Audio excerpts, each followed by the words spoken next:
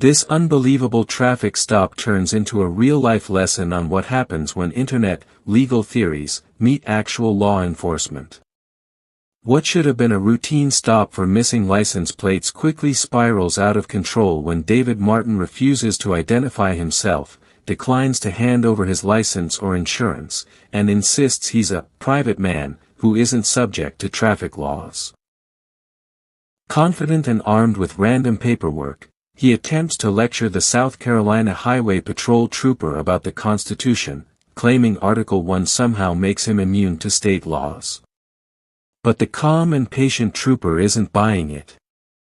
Instead of complying, David doubles down, refusing basic commands, arguing about jurisdiction, and insisting he can't answer questions.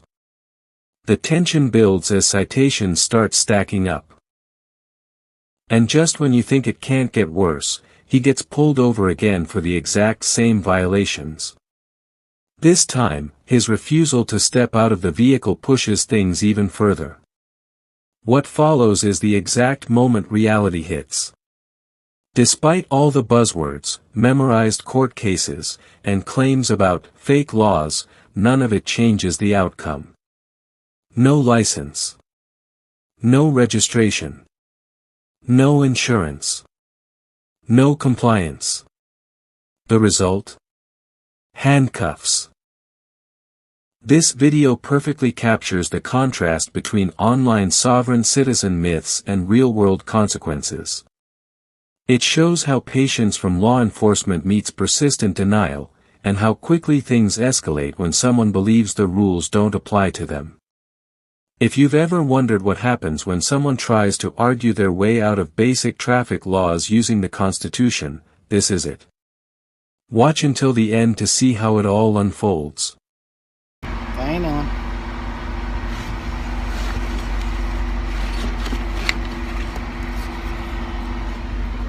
I just got in the car. The tag was on. Ain't no tag on there now. Are you kidding me? You got your license, registration, proof of insurance? I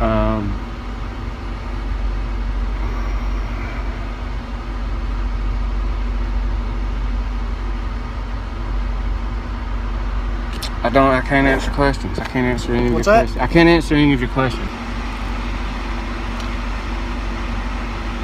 I can't answer the questions. Well, here's what's going to happen. You can give me your name, date of birth. I can go run through the system, and I can write you a couple tickets. Or you can refuse to identify yourself, and you will be taken to jail. The choice is yours. What charge would I be charged with? Right now, failure to identify, willful interference with the issuance of a writ, operating a vehicle that's not registered. So are you going to provide me your name and date of birth? Well, the name belongs to the state, but they call me David. All right, what's your last name? My family name? The last name also belongs to the state. What's that? Martin. Daniel Martin. What's your date of birth? No, I didn't say Daniel. What'd you say? It was David. David Martin? They call me David. All right, what's your date of birth? I remember you.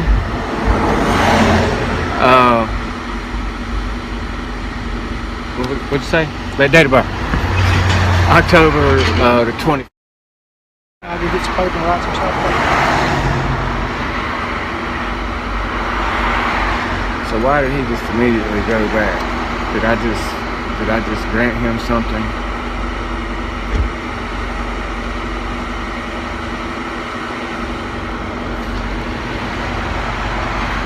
What was that date of birth again, Mr. Martin?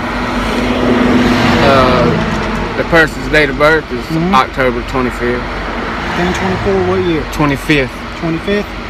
What year was that? Alright.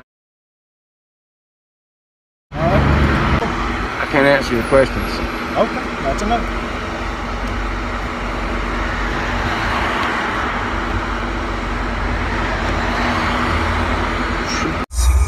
Who you want to tow it?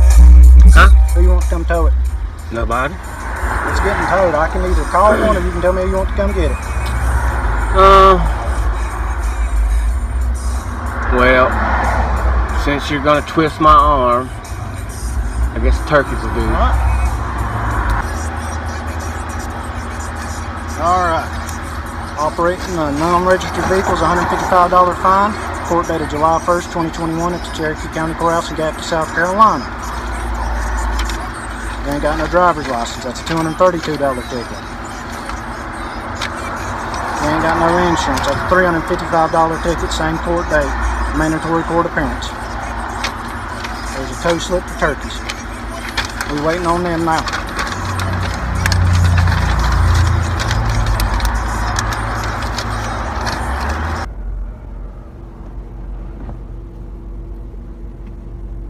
Evening, Triple Courtroom, South Carolina Highway Patrol. I stopped you for no tag on this vehicle. You got your license, registration, proof of insurance? I don't answer questions. Okay. You gonna identify yourself to me or not? Am I suspected of a crime? You want to tow the car? I don't want anybody to tow the car. Okay, well somebody's towing the car. For what reason? Because you ain't got no insurance, you ain't got no license. I'm not required to have that. Yes, you are. You don't say so. I'm telling you. All right, step out the vehicle. Why? Step out the vehicle. Why? Because I'm telling you to step out of the vehicle. I've broken no law, sir. Out of the vehicle now. And you know all the information that you've already asked me. Getting out the car. Come on.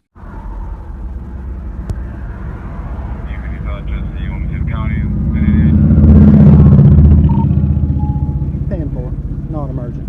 Always something. All right, step out the car. I can't get out of the car. Yes, you can.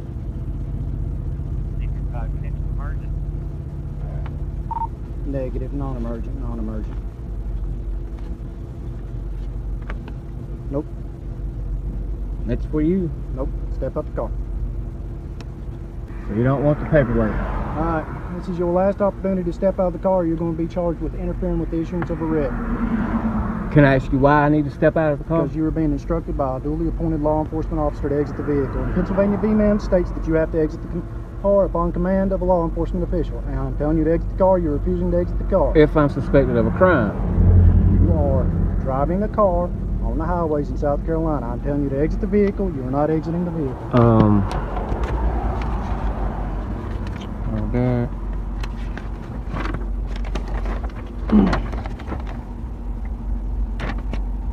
Nope. U.S. Constitution, Article 1, clearly states the government makes rules for the government, not the people. Statutes only apply to state-created creatures. These are all Supreme Court cases. Since you. All right. At this point, you're being charged with interference with the issuance of a writ, failure to identify, operating uninsured, no South Carolina, driving under suspension, and no insurance. You want me to get out so you can write me a ticket? Nope. You're going to jail. So step out the car. Is that what issuance of a writ means? Yep. Step out the car. That I'm getting a ticket? No. Now you're going to jail because you don't want to get out the car. So I'm asking you. Out of the car now. We're not debating this. No, I just need clarification. Step out of the car. If you need me to step out. Step out of the car now. Originally for an issuance of a writ. No, because you failed to identify. I said originally. Follow off your commands, and now you're just adding more to it. I'm not trying to. Step out of the car. I'm trying to understand what's going on here. Car. You're being told to exit the vehicle. You're not complying. Step out of the car. But I don't have to do that for you to write me a ticket. Upon command, you're to exit the vehicle. Do you have your bonding information on you? Step out of the car. I need a business card too. Step out of the car. So you're not going to comply? You are not complying. Step out of the car. I'm not the government official. I'm not the public. I'm not the public official. You are. All right. I got another officer en route. Why? Because you're being non-compliant at this point. I'm still not understanding. Step out of the car.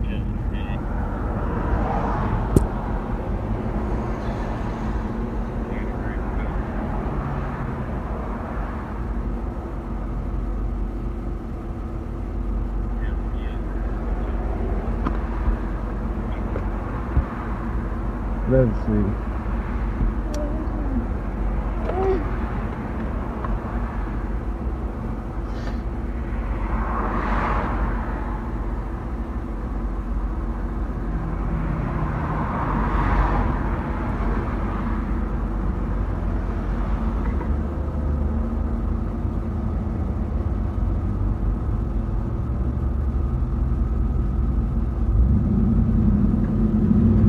Can I ask you a question? Go ahead. How are you upholding your office right now? What What's that? How are you upholding your oath of office right now? I am enforcing the traffic laws of the state of South Carolina. On a private person, private man, not person, a private man. I'm not a public official. I'm not a public person. We've been through this before. You know the routine. Exactly. So I don't understand why you came up asking me all these questions when you already know the answer to them. Still your duty to identify. I'm only have to identify if I'm suspected of a crime. Step out of the car now. You're about to be extracted from the vehicle. That's just more charges for you. This is your last opportunity to exit the vehicle.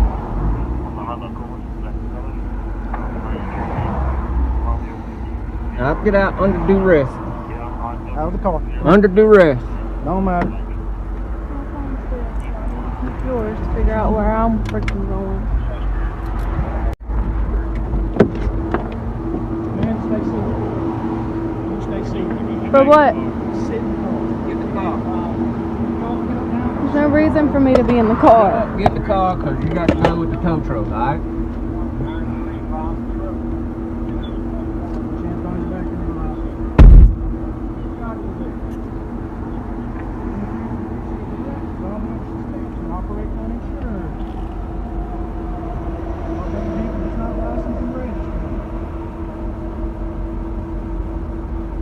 Everything you punch that cut for stick or hurt me.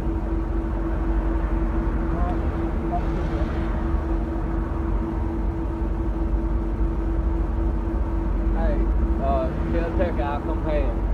No, we can't stop the list. You tell me who you want to tow it. Call Turkey. Oh, too late. Next stop the list. So he's refusing to call the people that I want.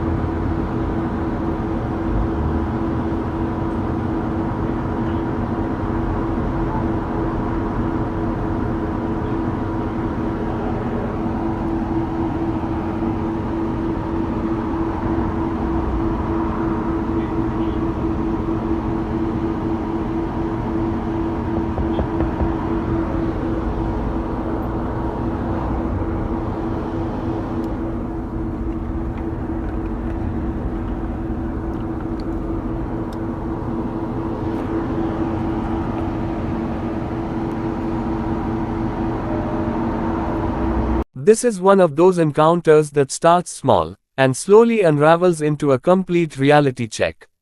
A vehicle is spotted on the road without a license plate. That alone is enough to get pulled over. It's basic traffic enforcement. Public roads come with public rules. A South Carolina Highway Patrol trooper activates his lights and initiates a stop, expecting what officers expect hundreds of times a day: a short conversation, documents exchanged, maybe a warning or a citation, and everyone moves on. But from the very first exchange, something feels different. The driver, David Martin, doesn't respond the way most drivers do. Instead of reaching for his wallet or glove compartment, he begins questioning the interaction. He avoids direct answers. When asked for identification, he says he can't answer questions. When asked for a driver's license, registration, and proof of insurance, he deflects. He shifts the focus to rights, authority, and jurisdiction. The trooper remains calm. His tone doesn't rise. He explains clearly, the vehicle does not have a license plate. Operating a motor vehicle on public roads requires proper registration. It requires a valid driver's license. It requires insurance. These aren't optional guidelines, they're statutory requirements. But David is operating under a different belief system. He describes himself as a private man. He implies that he is not engaged in commerce and therefore traffic laws do not apply to him. He references the Constitution, particularly Article 1, as though its mere mention overrides state vehicle codes. He speaks with confidence, like someone who has studied online forums and memorized certain phrases designed to challenge authority. The trooper listens. And then he asks again for the documents. There's a fundamental disconnect happening here. David believes that by refusing to identify himself and by invoking constitutional language, he can opt out of compliance. He seems convinced that if he avoids answering directly, the stop cannot legally proceed. But traffic stops don't work that way. On a public roadway, the act of operating a vehicle places certain obligations on the driver. A license is not just a suggestion. Registration is not symbolic. Insurance is not theoretical. These are enforceable requirements backed by state law. The trooper explains this more than once. His patience is noticeable. He doesn't rush. He doesn't escalate unnecessarily. He gives David opportunity after opportunity to comply voluntarily. Instead, David continues to debate. He says he doesn't consent. He says he doesn't answer questions. He implies the laws being enforced are somehow invalid. He leans heavily into technical sounding language, as though complexity alone will dismantle the situation. But while he talks, the legal violations remain. No visible plate. No driver's license presented. No registration. No proof of insurance. Eventually, citations begin to stack up. Each refusal becomes another charge. What could have been a simple correction, a warning or minor ticket, now expands into multiple documented offenses. You can almost sense the shift in the air. The trooper is still composed, but the consequences are becoming unavoidable. David is informed that failure to comply carries legal weight. The roadside is not a courtroom. It is not a debate hall. It is an enforcement setting. Arguments about constitutional interpretation are not going to override immediate statutory violations. And yet, David persists.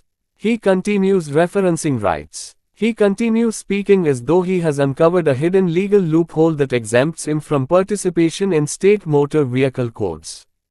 He appears genuinely convinced that memorized legal phrases are shields. Then something surprising happens. After receiving citations, he continues driving without correcting the violations. Not long after, he is stopped again. Same vehicle, same missing plate, same lack of compliance. This second stop changes the tone entirely. The trooper, now dealing with repeated non-compliance, escalates appropriately. He issues clear, direct commands. Step out of the vehicle. Provide documentation. Follow instructions.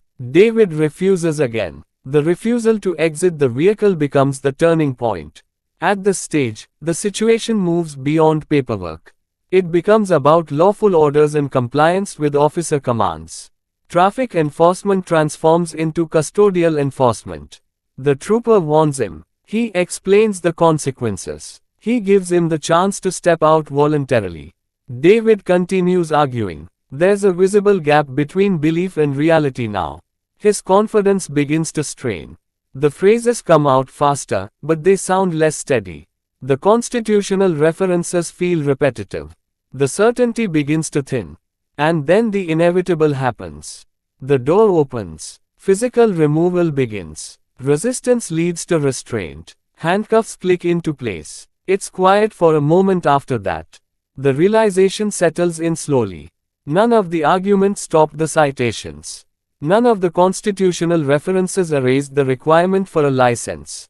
None of the private man declarations overrode the state's authority to regulate vehicles on public roads. The concept behind sovereign-style arguments often centers on the belief that laws are contractual, that unless one consents, the laws do not apply. But driving is not a private contract between two individuals. It is a regulated activity conducted in shared public space. With shared infrastructure. With shared risk. That's why licenses exist. That's why insurance exists. That's why registration exists. Throughout the encounter, the trooper demonstrates a consistent pattern: explanation, request, warning, opportunity. Again and again. Patience is extended further than many would expect. There is no immediate aggression. No unnecessary escalation. Just repeated chances to comply. But compliance never comes. And that's the core lesson unfolding in real time. There's a stark contrast between online legal theories and practical enforcement. Watching videos, reading selective case law, and memorizing phrases can create the illusion of expertise. But in the field, statutes are enforced as written. Courts interpret disputes later, not roadside. David's strategy appears to rely on the idea that if he refuses to engage within the framework collapses. Instead, the opposite happens. The framework tightens. Each refusal adds another layer of consequence. When he says he can't answer questions, it doesn't end the stop. It extends it. When he refuses to provide documents, it doesn't invalidate the law. It creates additional charges. When he declines to exit the vehicle, it doesn't assert independence. It triggers arrest authority. By the time he is standing in handcuffs, the shift is complete. The confident tone from the beginning has faded. The arguments no longer carry momentum. Reality has overridden rhetoric. What makes this encounter powerful is not shouting or chaos, it's the steady dismantling of a belief system through procedure. The trooper doesn't debate constitutional philosophy.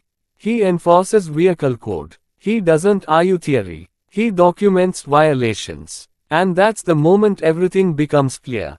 There is a visible realization, subtle but undeniable, that memorized court cases and online interpretations do not function as immunity shields.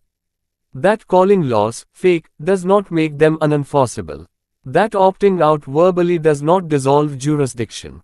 The road is still regulated. The statutes are still active. The consequences are still real. By the end, what started as a missing license plate has turned into multiple citations and an arrest. A situation that could have lasted minutes now carries long-term legal implications, court dates, fines, possible license consequences, and a criminal record component tied to resisting lawful commands. All of it preventable. All of it escalating from one core refusal, the refusal to comply with basic traffic requirements. This encounter serves as a clear illustration of what happens when ideology meets enforcement. It shows the limits of roadside argumentation. It highlights the difference between belief and law. And perhaps most importantly, it captures that quiet, unmistakable moment when someone realizes, too late, that the strategy they trusted simply doesn't work.